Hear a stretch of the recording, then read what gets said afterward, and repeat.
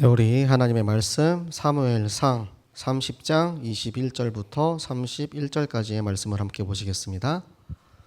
사무엘상 30장 21절부터 31절까지의 말씀입니다.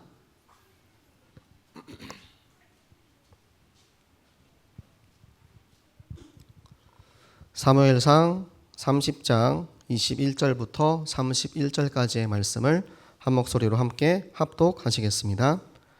다윗이 전에 피곤하여 능히 자기를 따르지 못함으로 부솔 시내에 머물게 한 200명에게 오매 그들이 다윗과 그와 함께한 백성을 영접하러 나오는지라. 다윗이 그 백성에게 이르러 문안하매 다윗과 함께 갔던 자들 가운데 악한 자와 불량배들이 다 이르되 그들이 우리와 함께 가지 아니하였은즉 우리가 도로 찾은 물건은 무엇이든지 그들에게 주지 말고 각자의 처자만 데리고 떠나가게 하라 하는지라. 다윗이 이르되 나의 형제들아 여호와께서 우리를 보호하시고 우리를 치러 온 그 군대에 우리 손에 넘기셨은즉 그가 우리에게 주신 것을 너희가 이같이 못하리라. 이 일에 누가 너희에게 듣겠느냐. 전장에 내려갔던 자의 분깃이나 소유물 곁에 머물렀던 자의 분깃이 동일할지니 같이 분배할 것이니라 하고 그날부터 다윗이 이것으로 이스라엘의 율례와 규례를 삼았더니 오늘까지 이르니라. 다윗이 시글락에 이르러 전리품을 그의 친구 유다 장로들에게 보내어 이르되 보라 여호와의 원수에게서 탈취한 것을 너희에게 선사하노라 하고 베델에 있는 자와 남방 라못에 있는 자와 얏딜에 있는 자와 야로엘에 있는 자와 신못에 있는 자와 에스드모아에 있는 자와 라갈에 있는 자와 여라무엘 사람의 성읍들에 있는 자와 겐 사람의 성읍들에 있는 자와 홀마에 있는 자와 고라산에 있는 자와 아닥에 있는 자와 헤브록에 있는 자에게와 다윗과 그의 사람들이 왕래하던 모든 곳에 보내었더라. 아멘. 이번 주 우리에게 주신 강단의 말씀 나의 형제들아입니다. 네, 제가 어렸을 때는 교회에서 누구누구 형제님 이렇게 부르는 게 굉장히 익숙했는데 요즘은 그렇게 부르면 좀 이상하죠. 저는 재민 형제님 이렇게 부르는 게 되게 친숙하고 되게 좋았거든요. 그런데 지금은 제가 만약에 누굴 이렇게 부를 때 막 은혜 자매님 막 이렇게 부르면은 아마 막 닭살 돋아 막 이럴 겁니다. 그렇죠? 그런데 여러분 우리가 형제, 자매라고 부를 수 있는 이유가 뭐냐면 하나님께서 성경에 말씀을 하셨어요. 로마서 8장 15절에 너희는 더 이상 두려워하는 종의 영이 아니고 양자의 영을 우리가 받았기 때문에 그래서 우리가 아빠, 아버지라고 부를 수 있다라고 하신 거예요. 그러니까 우리는 원래 하나님의 피조물이었어요. 인간은 하나님의 피조물이었습니다. 우리를 진흙으로 흙으로 만드시고 생기를 불어 넣으셔서 창조당한 창조물이었죠. 그런데 예수 그리스도께서 십자가에서 죽으시고 부활하신 그 그리스도 3일 만에 부활하사 승천하신 그 예수 그리스도의 영을 우리가 영접하고 내 안에 그 예수님이 있기 때문에 그 양자의 영이 들어와서 우리는 하나님을 아버지라고 부를 수 있는 하나님의 자녀가 된 것입니다. 그렇기 때문에 우리는 모두 같은 아빠, 같은 아버지를 가지고 있는 형제요 자매들인 거예요. 우리가 형제이고 자매일 수 있는 이유는 우리를 위해서 십자가에서 죽으시고 부활하신 예수 그리스도의 그 사랑하심과 그 모든 계획을 주관하시고 인도하시는 하나님의 그 크신 섭리 안에 있기 때문입니다. 그래서 우리는 형제들아 라고 부를 때 어색해할 필요가 없어요. 옆에 있는 나의 형제, 나의 자매, 우리가 모두 한 가족이요 지체임을 깨닫고 서로가 서로를 사랑하면서 섬기는 그런 새생명교회 전 교인 되어주시길 예수 그리스도 이름으로 부탁을 드립니다.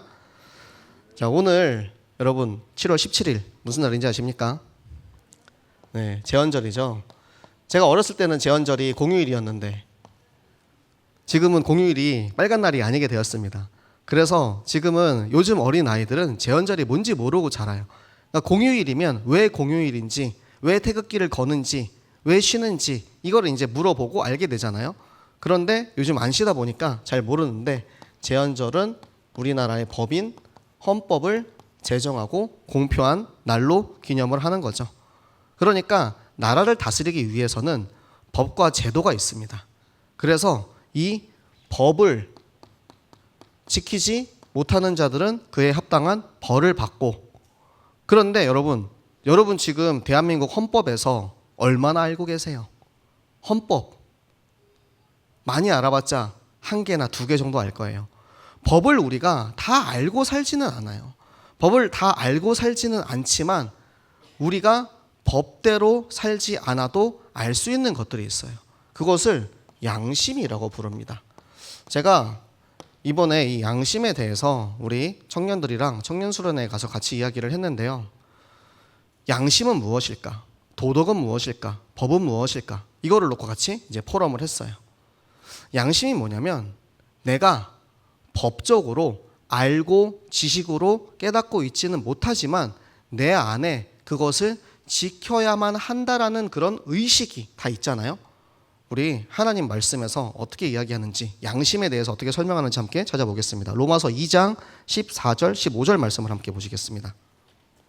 로마서 2장 14절 15절의 말씀.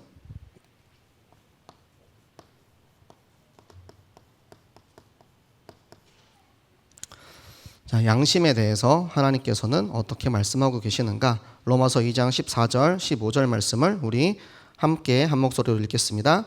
율법 없는 이방인이 본성으로 율법의 일을 행할 때에는 이 사람은 율법이 없어도 자기가 자기에게 율법이 되나니 이런 이들은 그 양심이 증거가 되어 그 생각들이 서로 혹은 고발하며 혹은 변명하여 그 사람의 그 마음에 새긴 율법의 행위를 나타내느니라. 아멘. 자, 양심이 뭐냐면 내가 머리로 알고 있지 않지만 마음에서 그렇게 알려준다라는 거예요. 그러면 우리는 성경에서 우리에게 주시는 율법과 하나님 자녀로서 우리가 가지는 신앙 양심을 가지고 있습니다. 이 신앙 양심이라는 거에 대해서 한 친구가 포럼한 내용이 저는 되게 인상이 깊었는데요. 내가 말씀에 대해서는 다 모르지만 내 마음속에 예수님이 계시기 때문에 내가 10가지 일을 할 때 10가지 중에 한 가지라도 내가 내 안에 계시는 예수님이 시키는 대로 따라갈 수 있다라고 하면 저는 신앙 양심을 지키는 삶이라고 생각합니다 라고 이야기하는데 저는 되게 감명 깊었어요. 우리가 사실 10가지 일을 다 지키고 살기 힘들어요. 그런데 우리가 점점 그렇게 되어가는 과정 속에 있다라는 거예요. 완성된 존재가 아닙니다. 인간은 완성될 수 없어요. 우리가 하나님 앞에 완성된 한 사람으로서 존재한다면 지금 이 자리에 있을 수가 없죠. 있을 필요가 없죠. 그런데 하나님께서는 우리에게 말씀을 통해서 이 율법을 통해서 그리고 우리의 삶을 통해서 내 안에 계시는 예수 그리스도의 영을 통해서 우리가 그 예수님을 닮아가는 삶을 살도록 그렇게 인도하고 계시는 것입니다. 제가 그래서 렘넌트들에게 법을 다 가르칠 수 없잖아요. 다 가르칠 수 없다 보니까 우리의 렘넌트들이 이제 내가 몰라서 죄를 짓는 그런 경우들이 나옵니다. 그래서 하나님께서는 우리에게 이 성경을 주셨는데 성경을 주신 이유가 죄를 범하지 않게 하기 위해서다라고 사도 바울은 요한일서에다가 이야기하고 있죠. 요한일서 2장 1절에 보면 내가 이 편지를 쓴 것은 내가 이것을 쓴 것은 너희가 더는 죄를 범하지 않게 하기 위해서 이것을 썼다라고 이야기하고 있어요. 그러니까 우리가 우리의 후대들에게 우리의 렘넌트들에게 죄를 범하지 않을 수 있도록 성경을 가르치고 말씀을 가르치는 것은 마땅히 우리 하나님의 자녀로서 부모로서 어른으로서 목사로서 당연히 해야 할 일이라는 것입니다. 그런데 만약에 그것을 가르치지 않았을 때 가르치지 않은 죄가 있어요. 이거는 같이 찾아볼게요. 우리 호세아서 4장 6절의 말씀을 함께 보겠습니다. 호세아서 4장 6절의 말씀.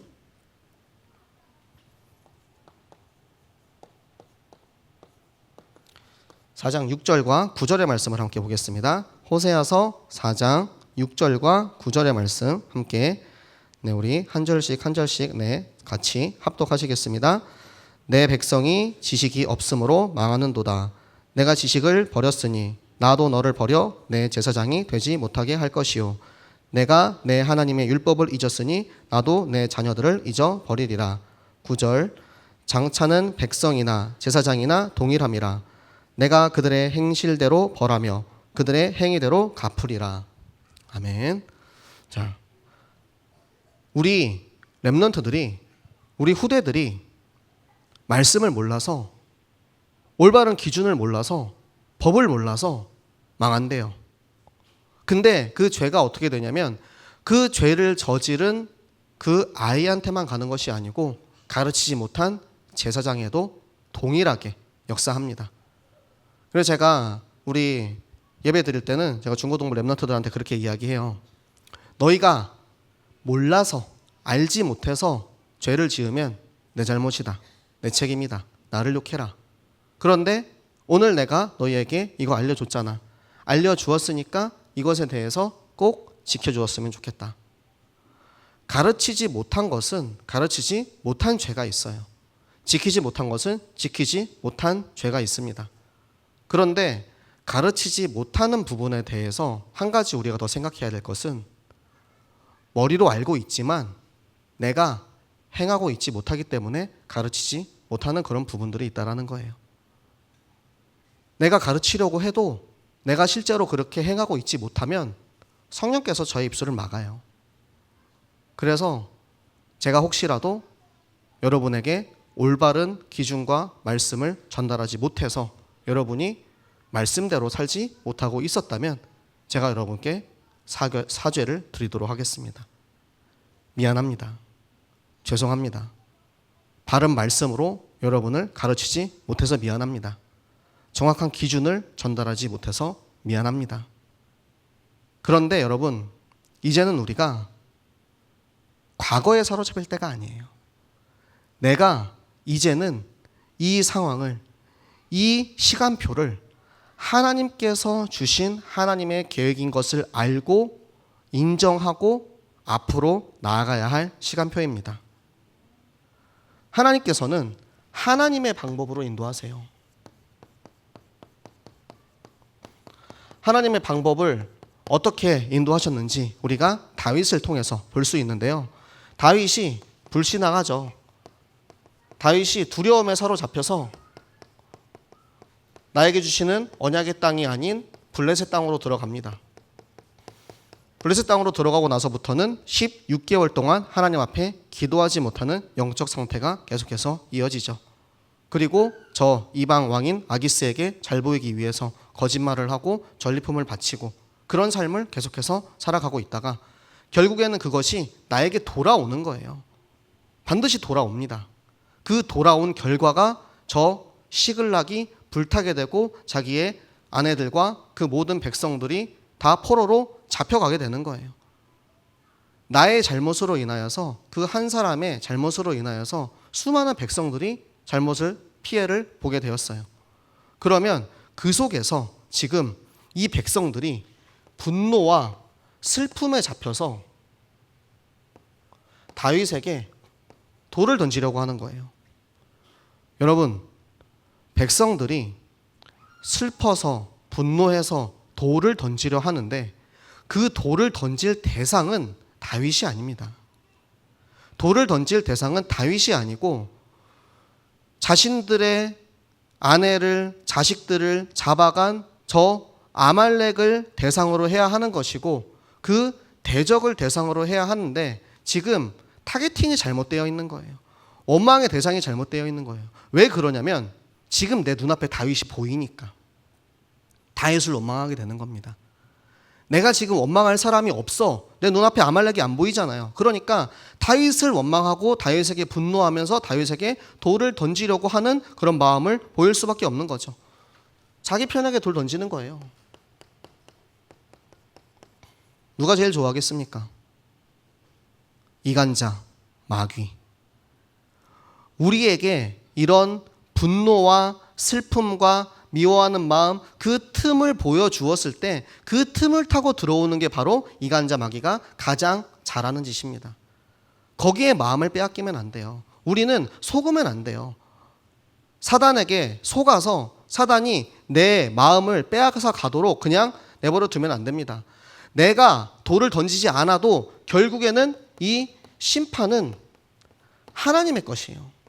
하나님께서 하나님의 주권대로 하시는 심판입니다. 다윗이 만약에 내가 마음을 먹었으면 사울을 몇 번이고 죽일 수 있었어요. 사울을 죽일 수 있는 기회가 코앞에 와서도 사울을 죽이지 않고 하나님께서 기름 부으신 왕이기 때문에 나는 사울 왕을 죽이지 않겠다라고 선포를 하죠. 하나님께서 다윗을 통해서 사울에게 신호를 주시는 거예요. 사울이 다시 되돌아올 수 있도록. 그래서 여러분 그 장면을 잘 돌아보세요. 다윗이 사울을 살려주었을 때 그때는 사울이 제정신을 차립니다. 그래가지고 울면서 내 아들 다윗아, 너야말로 진짜 이스라엘의 참 왕이 맞구나. 내가 그동안 잘못해왔다라는 것을 인정을 해요. 그 순간만큼은. 그런데 그 하나님의 신호를 올바르게 계속해서 지속하지 못했기 때문에 결국 사울은 비참한 최후를 맞이합니다. 하나님이 하신 겁니다. 그리고 하나님 앞에 회개한 다윗은 하나님이 세운 저 이스라엘의 왕이 되죠. 예수 그리스도의 계보에 올라가는 위대한 왕이 됩니다. 하나님께서는 다 지켜보고 계시고 다 알고 계세요. 내가 돌 던진 필요가 없고요. 내가 욕할 필요가 없고요. 내가 뭘 잘났다고 이야기할 필요도 없습니다. 하나님께서 모든 것을 주관하신다라는 것을 인정하는 거예요. 다윗이 제일 잘하는 건 내 힘으로 안 된다는 것을 인정한 것입니다. 내 힘으로 저 백성들을 데리고 저 아말렉을 쫓아가서 아말렉을 무너뜨릴 수 없다라는 사실을 인정했기 때문에 하나님께서 주시는 힘과 용기를 가지고 결국에는 회복하게 되는 거죠. 무엇을 했습니까? 에봇을 입었습니다. 에봇은 무엇이냐면 제사장을 상징하는 것입니다. 제사장이 뭡니까?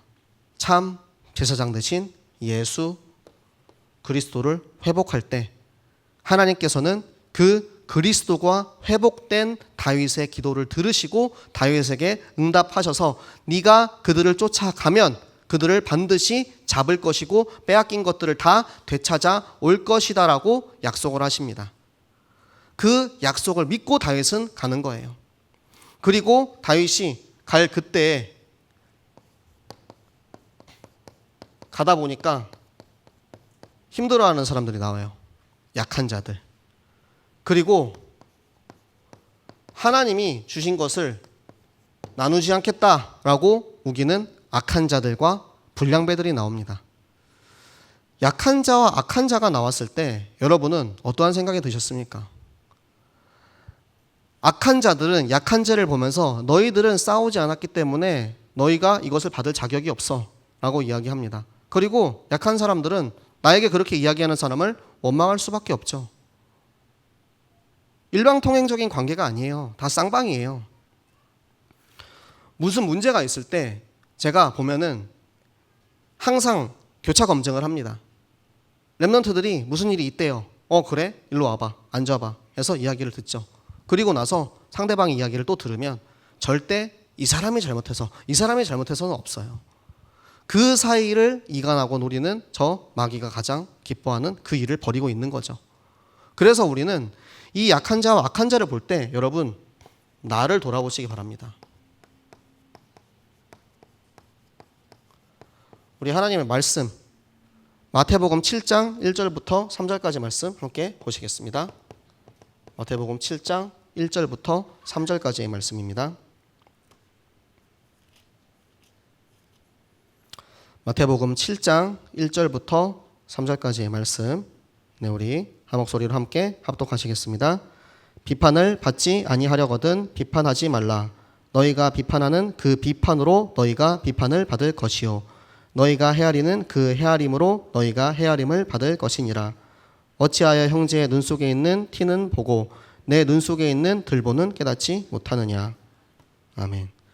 자, 우리가 요즘 말로는 그렇게 표현을 하죠. 내로남불이라고. 내가 하면 로맨스, 남이 하면 불륜이다 라고 표현을 합니다. 나는 상대방의 약함을 용납하지 못해요. 그리고 그 약함에 대해서 막 지적을 합니다.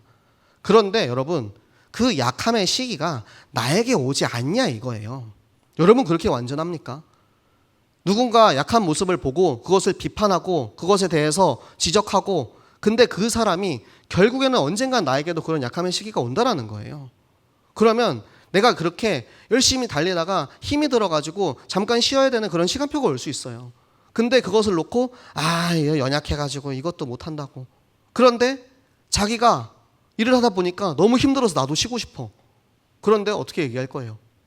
뭐 나는 다르다 이렇게 이야기할 겁니까? 다 똑같단 말이에요. 서로가 서로에게 대해서 비판하는 마음을 가지고 헤아리는 마음을 가지고 보면은 결코 내 눈 속에 있는 내 눈 속에 있는 들보를 보지 못하는 거죠. 그래서 우리는 이 일을 통해서 내 안에 있는 이 연약한 모습과 내 안에 있는 이 악함을 이게 발견하고 인정하고 돌이키고 회개하고 갱신해야 합니다. 그 시간표를 우리에게 주시는 거예요. 예수님께서 말씀하셨죠. 저 사마리아 여인에게 돌을 던지는 백성들에게 그러죠. 너희들 중에 죄가 없는 자만 돌을 던져라. 아무도 돌을 던지지 못했습니다. 다 돌아갔어요. 죄가 없는 자가 어디 있습니까? 이 세상에 살고 있는 우리들이 모두 다 죄 가운데, 저주 가운데 죽어야 하는 나를 위해서, 그런 나를 위해서 이 땅에 오신 예수 그리스도의 사랑. 로마서 8장 5장 8절이죠. 로마서 5장 8절에 그렇게 말씀하세요. 내가 아직 죄인 되었을 때 예수 그리스도께서 나를 위해서 십자가에 죽으심으로 자기에 대한 사랑을 확증하셨느니라. 우리가 죄인이라니까요. 죄인인 나를 위해서 예수 그리스도는 십자가에서 죽기까지 우리를 사랑하셨어요. 우리가 받은 사랑이 이렇게 큰데 우리가 그 큰 사랑을 받아놓고 그러면서 우리는 다른 사람의 작은 문제도 우리가 용납하지 못하는 거예요.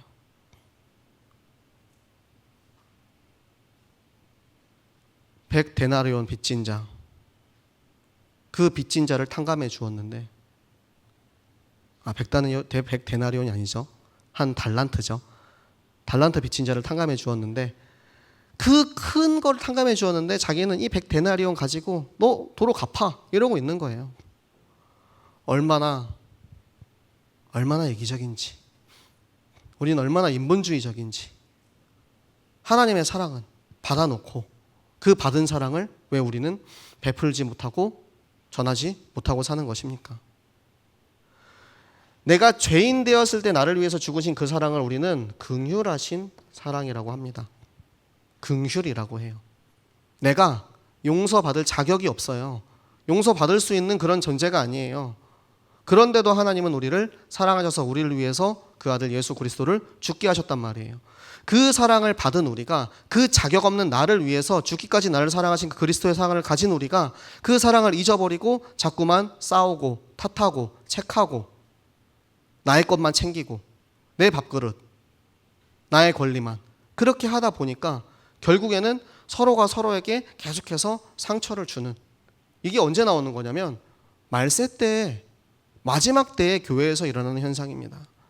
마지막 때에 서로가 서로를 미워하고 서로가 서로를 비판하고 서로가 서로를 고발해요.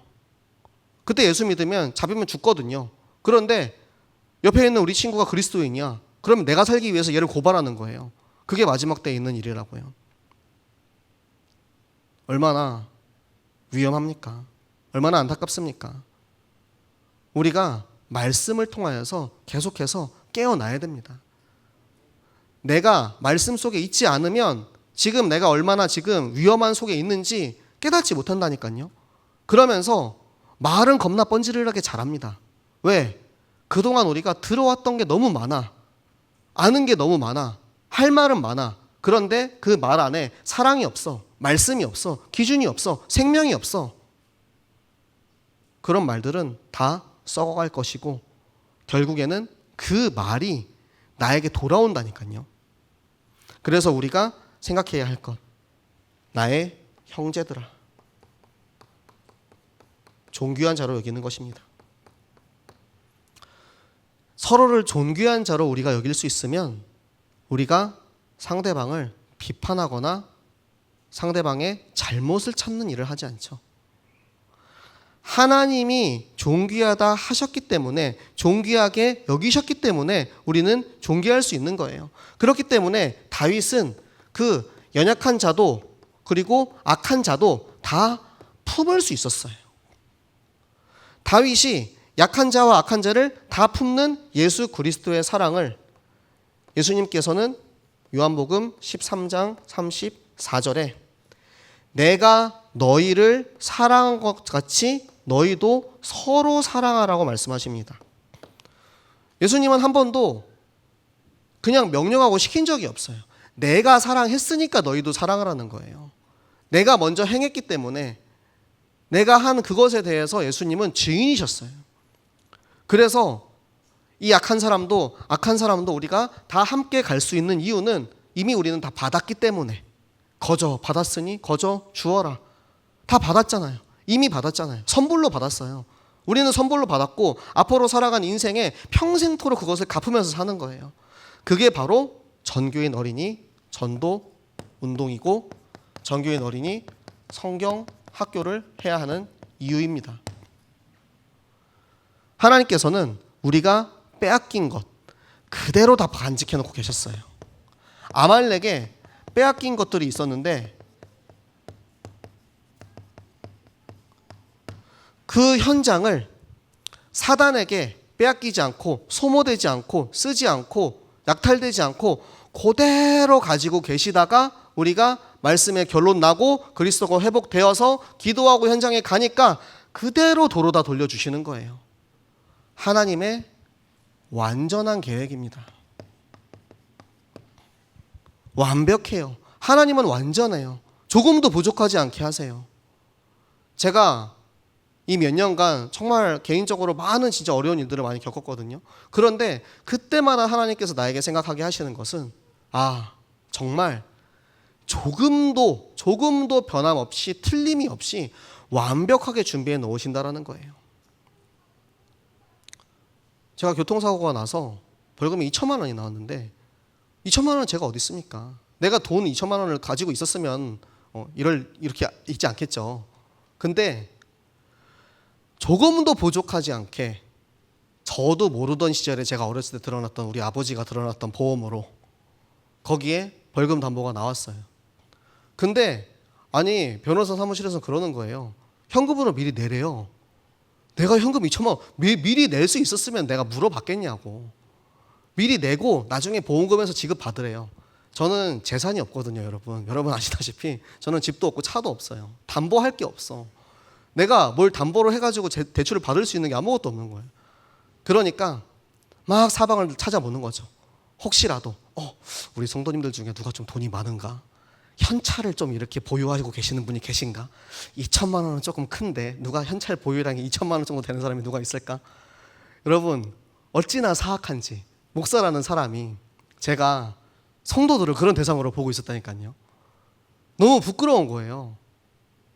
실제로는 제가 누군가에게는 성도님은 아니었고 누구한테 전화해가지고 혹시 이렇게 됐는데 좀 도와줄 수 있냐고 실제로 전화도 했어요. 근데 그분이 이제 내가 마침 최근에 좀 이렇게 쓸 일이 있어가지고 내가 지금 현금이 그만큼 없는데 어떡하지? 막 이러시는 거예요. 여러분 제가 찾으면 나옵니까? 안 나온다니까요. 그런데 안 되나 보다. 기도하자. 기도하고 며칠 동안 고민하다가 보험사에 전화해 보니까 자료만 조금 더 이렇게 준비하시면은 받을 수 있습니다 이러는 거예요. 저도 참 사람의 말을 쉽게 믿죠. 변호사가 그렇게 하라고 했던 그 말을 철석같이 믿어가지고 죽어도 안 나오나 보다 막 찾고 있었던 거예요. 그런데 하나님을 믿지 못하고 사람만 믿으니까 얼마나 고생을 합니까? 그 고생을 하다가 내가 하나님을 믿는 믿음이 회복되고 하나님 앞에 기도하니까 떡하니 주시네. 그대로 한 푼도 부족하지 않게. 거기에다가 플러스 알파로 전리품을 주시는데 전리품을 200만 원을 더 주셨어요. 200만 원을 더 주셔가지고 제가 이제 그 보험에서 몰랐는데 공소 사실이 있으면은 방어 비용이라고 200만 원을 더 줄 수 있는 항목이 있더라고요. 제가 그 보험료를 10년을 넘게 내고 있었는데 그런 게 있는지도 몰랐어요. 제가 늘 이제 불평불만하던 건 아니 10년 동안 보험료 내면 뭐 하냐고. 나는 한 번도 타먹어 본 적이 없는데. 그래가지고 한번 억울해가지고 제가 이제 여름 휴가 때 일부러 이제 우리 사모님이랑 같이 그 한방병원에 들어가가지고 한방병원에서 일주일 동안 누워서 100만 원 이제 받아봤거든요. 어려서부터 냈던 거 아까워가지고 지금도 내고 있어요. 아직 만료가 안 돼서. 근데 그게 아니더라고요. 아, 이렇게 예비를 해놓으셨나? 그 200만 원 받은 거 그대로 이제 저 비전 트립 가는 이제 비용 회비로 다 냈습니다. 다 뭐 플러스 마이너스 제로가 딱 되게 하시더라고요. 어쩜 그렇게 완전하신지. 남질 않아요. 남지를 않고 플러스 마이너스 제로가 딱 되게 항상 그렇게 끊으시더라고요. 하나님의 계획은 그렇게 완전해요. 여러분, 제가 가진 건 없이, 집도 없이, 차도 없이, 가진 것 아무것도 없고 그냥 몸만 홀홀 단신으로 이렇게 있을 수 있는 이유는 하나님께서 완전하신 하나님이라는 100%의 믿음이 있기 때문입니다. 우리 모든 새생명교회 성도님들도 하나님이 나의 삶을 완전히 처음부터 끝까지 조금도 부족함이 없이 완전하게 나를 인도하시는 하나님을 믿으시기 바랍니다. 네, 그래서 우리에게 전리품을 주시는데 현장에 어린이들을 보내주시고 그곳에 시스템을 세우시는 거예요. 내가 성경 학교가 목적이 아니고 성경 학교는 내가 당연히 해야 할 일이고 내가 당연히 그 자리에서 내가 해야 하는 그곳을 지키고 있으면 하나님께서 우리에게 전리품을 플러스 알파로 더 주신다니까요. 그런데 여러분들, 내가 정신적으로 육신적으로 힘들면 사실 성경학교 하기 힘들어요. 제가 어제 너무 좀 허탈하고 힘이 들어가지고 하루 종일 그냥 멍하니 있었어요. 그리고 우리 교구에 성경학교 하시는 거 정리해서 올려주세요 그랬는데 안 올라오는 거야. 그래서 제가 그러면은 전화해서 물어봐야 되거든요. 전화해서 하고는 계실 거 아닙니까? 안 하고 계시진 않잖아요. 그렇죠? 하고는 계실 거 아닙니까? 전화해서 물어봐야 되는데 내가 힘이 없어. 힘이 없어가지고 제가 그렇게 그냥 하루를 보냈어요. 뭐 유라익도 간신히 그냥 어찌어찌 막 준비해서 하고. 저에게 빼앗긴 땅, 내 현장을 빼앗긴 거예요. 내가 힘드니까, 내가 육신적으로, 내가 정신적으로, 내 마음이 힘드니까 사역이 안 되더라고요. 다락방 해야 돼요. 랩런트랑 약속이 있어요. 그래도 다락방 해야 되니까 다락방은 했어요. 그런데 내 마음이 아니야. 여러분, 이럴 때일수록 더더욱 현장에 나가셔야 돼요. 더더욱 성경학교 하셔야 돼요. 현장 나가서 아무것도 없으면 그냥 아무나 지나가는 사람 붙잡고 구원의 길 한 번만 하세요. 복음을 전할 때 내 안에 계시는 성령께서 나에게 살아서 내 안에 그 불같은 바람 같은 성령의 역사로 그 엠마오로 떠나던 그 두 제자가 낙심해서 터덜터덜 걸어가고 있을 때 예수님이 찾아가셔서 그 말씀을 풀어주셨을 때 그 말씀을 들은 내 마음이 뜨겁게 달아올랐던 것처럼 성경학교 하면 회복될 수 있습니다. 우리에게 주시는 정교인 어린이 여름 성경학교는 숙제가 아니고 힘든 일이 아니고 오히려 나에게 주시는 회복의 기회입니다. 우리 성도님들, 모든 구역에서 우리 랩런트들과 함께 꼭 이 성경학교를 다 하시기 바랍니다. 그래서 연약한 자들 있어요. 형제들 다 같이 전교인으로 우리 모든 형제들, 우리 모든 자매들, 우리 모든 지체들, 우리는 예수 그리스도 안에서 한 몸이기 때문에 한 명도 빠짐없이 전 교인이 함께 성경학교 하고 전 교인이 함께 40일 기도회 하면 우리의 상한 심령을 다 지켜보시는 하나님께서 회복하게 하시고 지키시고 오히려 나를 전보다 더 강하게, 전보다 더 하나님이 원하시는 하나님의 마음에 합한 자로, 하나님의 마음에 가장 기뻐하는 자로 우리를 사용하실 것입니다. 그 정체성을 가지고 이번에는 세계화라는 과제가 추가가 됐어요. 근데 저는 세계화 이제 이거 나왔을 때 어제 우리 중대원에서 나온 이 중식자 포럼이 있었잖아요. 제가 중국에서 오래 있다 보니까 사실 중국 이야기하는 사람들 이야기 들으면 속으로 하나도 모르면서 그 생각을 하거든요. 진짜 중국에 대해서 잘 모르는 사람들이 진짜 아는 척하면서 이야기를 많이 해요. 저는 실제로 중국 사람들이랑 같이 살았기 때문에 미션홈에서, 그러니까 중국 아이들이랑 교회에서, 그때는 이제 제가 다락방 교회가 아니었으니까 미션홈도 아니었죠. 그냥 교회에서 살았어요. 중국 친구들이랑 같이 5명이서 막 드라마에 나오는 것처럼 막 이렇게 서로 거기서 밥도 해먹고 싸우기도 하고 막 진짜 막 치열하게 막 싸우고 막 서로 막 울고 막 이러기도 했거든요. 그러니까 중국을 오랜 기간 동안 있다 보니까 중국에 대해서 제가 좀 이렇게 아니까 사람들이 중국 얘기하면 저거 아닌데, 중국에 종교의 자유가 있다라는 이야기 들으면 저거 아닌데, 중국에는 종교의 자유가 있습니다. 중국 사람들에게는. 하지만 외국인에게는 전도할 수 있는 권한이 없어요. 선교 못해요. 법적으로 안 돼요. 저희 잡히면 쥐도 새도 모르게 그냥 쓱싹 할 수도 있어요. 물론 요즘은 그렇게 하지 않죠. 제가 이야기하면 우리 사모님 되게 싫어하거든요. 요즘은 그런 시대 아니라고, 그렇게까지 안 한다고. 근데 제가 이제 선교 훈련 받을 때는 그런 이야기를 많이 들었거든요. 어느 순간 사라져 있대요. 안 보인대요. 막 그런 얘기 이제 좀 들어가지고 일부러 공포스럽게 좀 이렇게 선교 훈련을 좀 이렇게 받았었는데, 우리 장로님이 포럼하시는 그 이야기를 들으면서 진짜 중국에 대해서 정말 이해하고 계시고 정말 사랑하시는구나. 그 나라를 사랑하는 사람은 달라요. 제가 중국에서 사기도 당해보고 소매치기도 당해보고 피해도 받아보고 경찰서에도 가보고 다행히 깜빵은 안 갔는데 그 직전까지 갔습니다. 추방당하기 직전까지 갔어요. 공안한테 잡혀가지고 다행히 공안이 공안국으로 안 들어가고 공안국 건너편에 있는 카페로 저를 데리고 가더라고요. 그리고 신문을 하는 거예요. 너 어디서 왔냐? 너네 목사님 누구냐? 막 이러면서 별의별 일을 다 당해봤어요. 그런데 제가 중국을 사랑하는 마음이 1도 꺾이지 않아요. 저랑 같이 일하는 우리 선생님들, 저희가 한국어 강의를 이제 한 5, 6년 동안 했으니까 저랑 같이 일하는 선생님들이 저한테 물어봐요. 최쌤은 뭐가 도대체 좋다고 중국을 이렇게 버티고 있는 거예요? 제가 그랬어요. 이유가 없어요. 그냥 좋아요. 여러분, 누군가를 좋아하고 누군가를 사랑하는데 꼭 이유가 있어야 됩니까? 여러분 남편, 아내, 여러분 사랑하는 자녀들, 내 자녀를 사랑하는데 이유가 있어야 됩니까? 이유가 없다니까요. 그 마음은 하나님이 주시는 마음이에요. 하나님이 주시는 그 마음을 가지고 이제 여러분의 땅끝을 붙잡는 시간 되시기 바랍니다. 내가 지금 우리에게 주시는 이 시간표, 이 선교사 이야기를 통해서 내 안에 있는 하나님이 주시는 세계 복음화의 마음이 깨어나시기 바랍니다. 그래서 어느 나라든 상관없어요. 가까운 나라 일본, 중국, 저 멀리 있는 저 아프리카나 미국, 캐나다, 그리고 혹은 이제 인도 같은 어려운 나라도 있고 파키스탄, 나라들이 얼마나 많이 있습니까?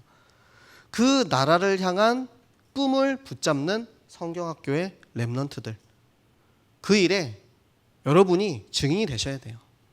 나는 안 하고 애들한테 해라 안 된다니까요. 제가 계속 말씀드리잖아요. 내가 못하고 있으면 애들도 못해요. 그런데 내가 이 나라를 붙잡고 기도하고 마음에 품고 준비하면 우리의 렘넌트들이 증인된 나의 모습을 통해서, 엄마의 모습을 통해서, 아빠의 모습을 통해서, 우리 구역에 있는 어른들의 모습을 통해서 나도 그 선교지를 향한 그 마음을 가지게 되는 것입니다. 그래서 우리에게 주시는 저 20개국 선교사 파송 50년의 비전이 있잖아요. 우리 시대에 당장 지금 하는 게 아니고 우리의 후대들에게 나와 너 사이에 계시는 하나님께서 내 자손과 내 자손 사이에 계시기를 원하노라. 후대들에게 이 비전을 물려주는 거예요. 50년 비전을 향해서 함께 걸어가는 새생명교회 전 교인 되시기를 그리스도 이름으로 축복합니다. 그리고 우리는 교회를 지킬 사명을 가지고 있습니다. 여러분 어떠한 중직자입니까? 새생명교회 중직자 아닙니까? 새생명교회 렘넌트 아닙니까? 여러분에게 있어서 새생명교회라는 이름이 그렇게 가벼운 이름입니까? 저는 되게 자랑하거든요. 저희 동기들한테도. 우리 교회가 하는 전교인 어린이 전도운동 자랑해요. 그리고 내가 지금까지 훈련 받아왔던 것들도 자랑해요. 그래서 저희 동기 중에 한 명은 재민이 형 저 변화되는 거 모습 보니까 저 교회로 부교육자들 다 보내야 된다고 막. 그거 가면은 저 뺀질뺀질하던 그렇게 변화되어가지고 이렇게 제자가 됐는데 진짜 새생명교회 진짜 여러분 새생명교회 권사로서 새생명교회 장로로서 새생명교회 중직자로서 새생명교회 렘넌트로서 자부심을 가지기 바랍니다. 나는 새생명교회의 중직자다.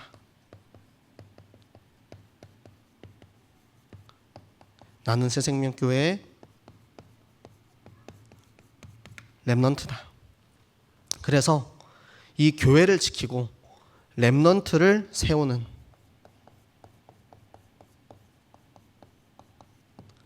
하나님 앞에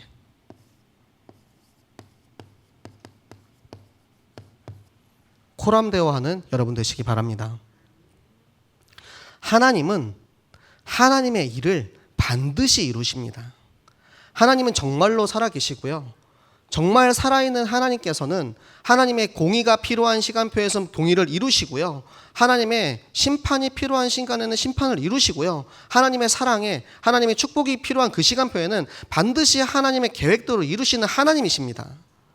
우리가 그 믿음이 있으면 그 믿음 안에 내가 그 믿음 가지고 하나님 앞에 서면 우리가 흔들릴 필요가 없어요. 넘어질 필요가 없어요. 그래서 우리가 새생명 교회의 형제 자매로 함께 가는 거예요. 제가 메시지 준비를 막 이렇게 하고 있는데 요즘 우리 아가들이 막 걸어 다니잖아요.